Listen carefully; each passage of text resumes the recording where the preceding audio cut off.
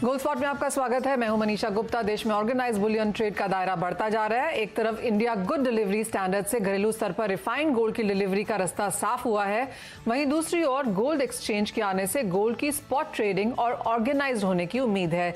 इस सब के बीच देश में बुलियन मार्केट को लेकर क्या तस्वीर उभर रही है, आज हम इसी पर करेंगे फोकस। हमारे साथ जुड़े हैं कुंदन ग्रुप के विदित गर्ग, साथ ही सोने चांदी पर रणनीति बनाने के लिए हमारे साथ हैं कोटक सिक्योरिटीज के रविंद्र राव और स्मृति कमोडिटीज की रूपा मेहता।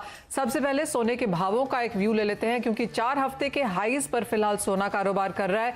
यूएस और यूके की तरफ से इन्फ्लेशन नंबर्स बढ़ते हुए नजर आए हैं और जिस तरह की पॉवल की टेस्टिमनी कल देखने को मिली है, उन्होंने कहा है कि जब तक जरूरत होगी तब तक यहां पर इजी मॉनेटरी पॉलिसी को कायम रखा जाएगा।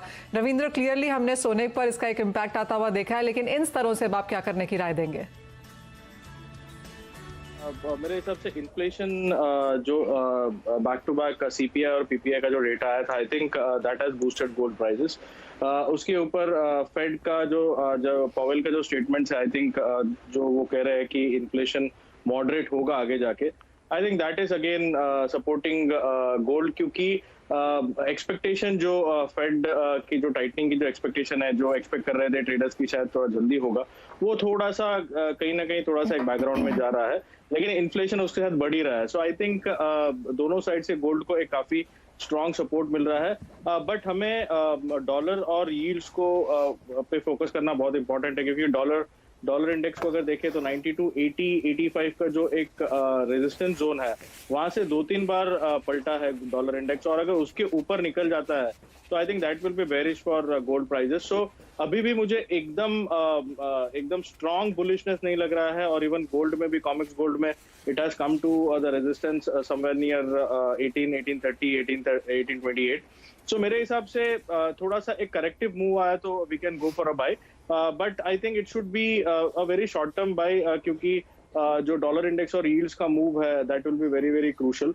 सो इंट्राडे पर्सपेक्टिव से भी आई थिंक यहाँ से अगर 100-150 रुपए की अगर फॉल आती है तो we can go for a buy. MCX पर 48,500, 550 का एक लेवल पॉसिबल लगता है, और स्टॉप लॉस अराउंड 48,000 का होना चाहिए।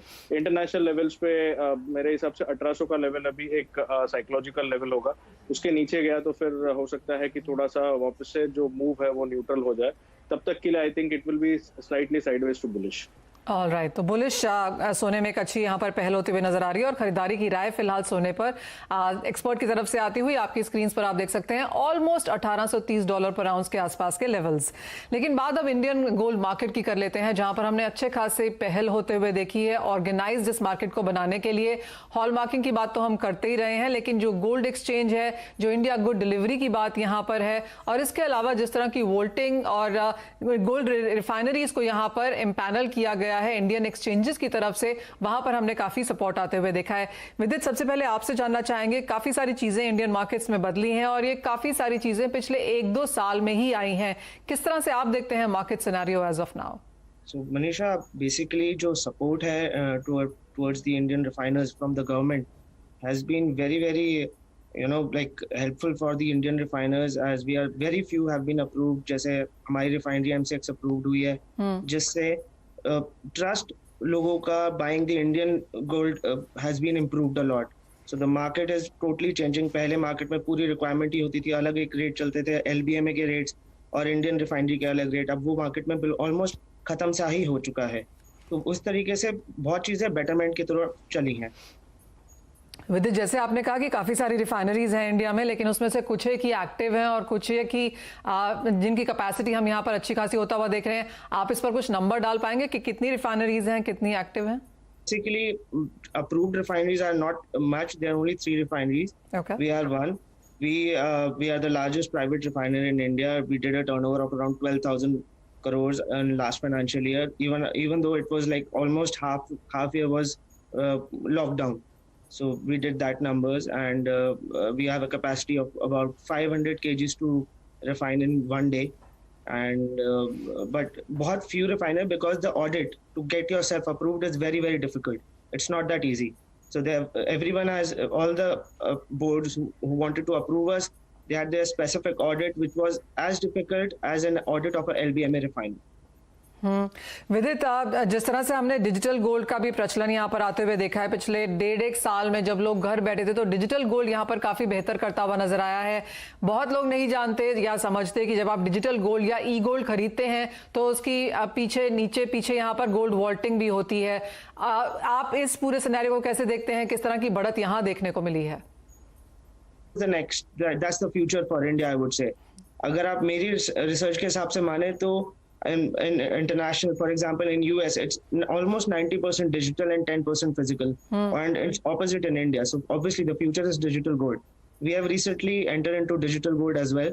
It's by mygoldcart.com. It is available on web, iOS, and Android both. Okay. So we are the ones because we have like from refining, like we buy from the miner, we refine ourselves, we have everything in house. So the pricing which we'll be able to give would be obviously much cheaper than what is happening right now in India. इसके अलावा विदित, जब हम बात यहाँ पर spot gold की करते हैं, जिसकी काफी यहाँ पर तैयारियां हो रही हैं, सेबी की तरफ से कंसल्टेशन पेपर भी निकला है, उसके गोल्ड एक्सचेंज में ईजीआरस में आप किस तरह का एक व्यू देखते हैं या किस तरह की स्टेक होल्डिंग देखते हैं रिफाइनरीज की तरफ से आती हुई? कि अभी बहुत अर्ली स्टेज है बिकॉज अभी तक उसमें कंफ्यूजन बहुत है। देयर इज नथिंग लाइक अभी तक एग्जैक्ट क्या उसका एसओपी होगा अभी तक हमारे पास आया नहीं है। तो I would not be so confident to tell anything about that particular stage. और जिस तरह की गोल्ड रिफाइनिंग हमने इंडिया मार्केट्स में आते हुए देखी है, अगर आप ईयर ऑन ईयर देखें विदित, तो वो नंबर किस तरह से ग्रो हुआ है, और आपको लगता है कि इंपोर्ट्स कम हुए हैं इस वजह से, जैसे जैसे हमने यहाँ पर रिसाइकल इंडिया गोल्ड डिलीवरी यहाँ पर होते हुए देखा है? देखिए, so basically putting up a refinery is not a task. Finding the material is a task. So people with experience can only find it. So it's easy to put up a refinery, but आप refinery अगर आपने निकाल ली, there are very minimal margin, points में margin है। अगर आपका यहाँ पे gold loss बढ़ गया तो आपको experience होना बहुत जरूरी है। लोगों ने बहुत refinery लगाई है, जितनी लगी है उससे ज्यादा बंद हुई है। So it's all about the experience, आपका नाम, आपका ट्रस्ट, जो आपके सप्लायर्स हैं, बिकॉज वो आपकी रिफाइनरी पे आपकी एक फाइनल असे रिपोर्ट भी बनती है, वो आप पे ट्रस्ट करते हैं, बहुत चीजें मैटर करती हैं। विदित, क्या प्लान्स हैं फिर आगे जाके, क्योंकि जिस तरह से यहाँ पर भारतीय बाजार खुल रहे हैं, इंडियन गोल्ड रिफाइनरीज का काम यहाँ पर बढ़ने ही वाला है, कैसे आप देखते हैं ग्रोथ ईयर ऑन ईयर के हिसाब से, कितनी ज्यादा रिफाइनिंग अब यहाँ पर होती है, और आगे जिस तरह से बाजार खुलने वाले हैं, क्या प्लान्स हैं एज अ बुलियन इंडस्ट्री और एज अ रिफाइनरी आपके?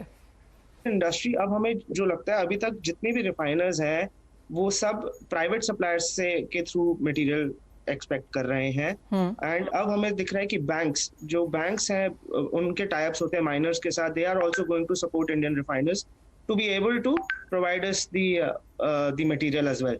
अभी तक banks are not really interested to work with private refiners. Okay, तो यानी काफी नेक्स्ट स्टेप हमें लगता है बहुत अच्छा रहेगा if banks support private refiners as well, कि उनको भी मटेरियल सप्लाई किया जाए।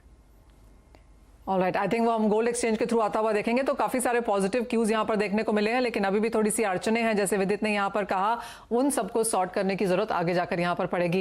विदित, बहुत शुक्रिया साथ जुड़ने के लिए, क्लियरली आपसे बात होती रहेगी, स्पेशली जब थोड़ी सी और क्लैरिटी यहाँ पर गोल्ड एक्सचेंज को लेकर आएगी, तब आई एम अज्यूमिंग कि कैसे वहां पर डिलीवरी होगी, इंडियन रिफाइनरीज का उसमें क्या रोल होगा, ये देखना यहाँ पर काफी इंपॉर्टेंट होगा। एज ऑफ नाउ बहुत शुक्रिया साथ जुड़ने के लिए। आगे बढ़ते हैं गोल्ड स्पॉट से, और बात यहाँ पर अब कच्चे तेल की कर लेते हैं, क्योंकि यहाँ पर अभी